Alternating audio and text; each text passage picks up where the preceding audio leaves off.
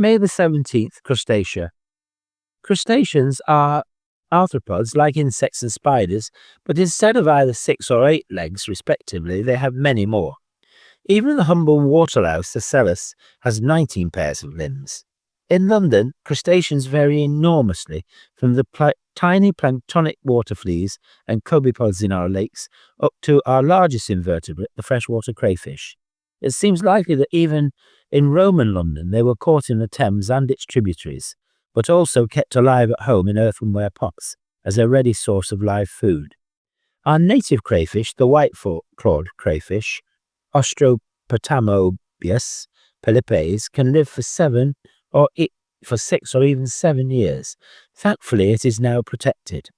We have 4 other invaders that are not: the Turkish crayfish, Astarchus leptodactylus, which can be found in the ponds of Clapham Common; the virile crayfish, Orchonectes virilis, in the River Lee; and the Louisiana red swamp crayfish, Procambarus clarkii, in Regent's Park Canal; and the signal crayfish, Procambarus leniusculus, in the River Colne. The latter species was responsible for introducing the crayfish plague, a fungal infection which led to 60% of our native species dying over a 30-year period. We also have in London quite a different alien invader, the Chinese mitten crab, Erochia sinensis, which since it arrived in 1936 has been busily burrowing into the muddy banks of the Thames all the way up to Staines, even including rivers such as the Crane, Hogsmill and Ash. Crayfish are not too fussy as to what they eat, anything dead being fair game. Consequently, a piece of meat on some string dangled into water is usually all that is needed to catch them. The Chinese mitten crab and most of our alien crayfish are much prized edible species elsewhere in the world, yet here in Londoners tend to ignore them all. 2 other very common aquatic crustaceans are the water louse, the Celis, and the water shrimp, Gammarus.